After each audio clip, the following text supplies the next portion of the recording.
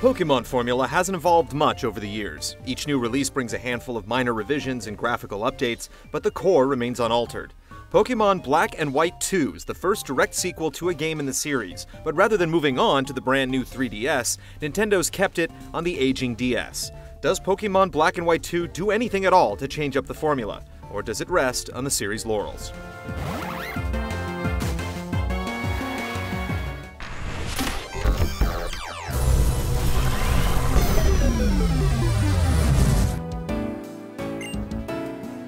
Set 2 years after the events in Pokémon Black and White, you take the role of the new trainer on the block, embarking on an adventure to become the next Pokémon Master.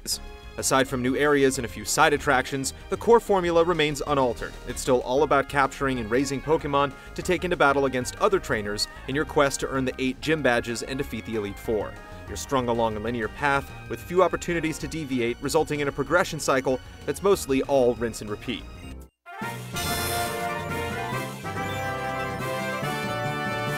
The multiplayer elements are usually the highlight of Pokémon games, but since the inclusion of online support, Nintendo's done very little to advance the system. The process of getting online is tedious, especially the absurd restriction of having to progress far enough in the story before you can access the multiplayer components. Even if you just want to play with your pals, you'll have to go through the cumbersome process of adding friends manually. It's a counterintuitive system and a huge missed opportunity. Pokémon should be all about effortless multiplayer.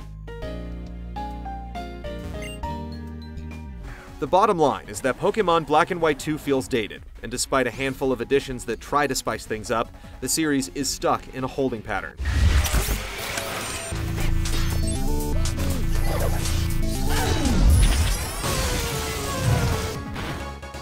Much like the structure of the game, the basic mechanics here continue to stick to the established blueprint.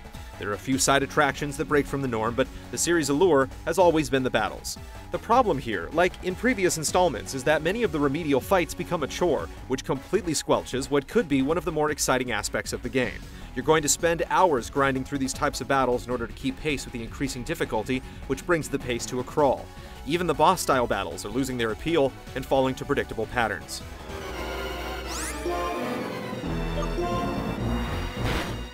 Pokémon's rock, paper, scissors style of combat is easy to understand, but difficult to master. However, with the exception of multiplayer battles, you rarely are forced to tap into the strategic well, and there's almost no opponent that can't be overcome by brute force.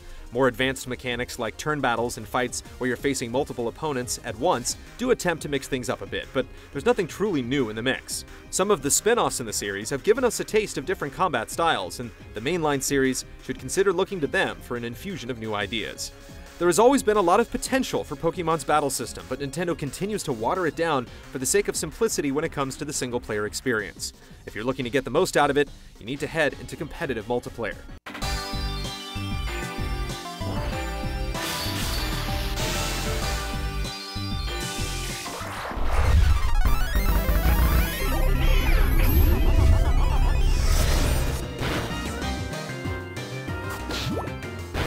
Even when judged against the 3DS's current library, Pokémon Black and White 2 manages to look passable, though the art direction carries most of the weight. Veterans of the first game will experience deja vu though, since much of the game's world is recycled in the sequel. This also holds true for the soundtrack, though the occasional remix is a nice touch. Despite throwing in some new bells and whistles, Pokémon Black and White 2 doesn't deviate from the established formula. It manages to deliver everything you'd expect out of a Pokémon game, and it's still a decent RPG, but it fails to take any chances or offer real innovation. Considering it's only a DS game rather than a proper sequel that takes advantage of the 3DS, it's hard not to label this as a lazy attempt to make a quick buck. Hopefully, the next game brings some much-needed reform.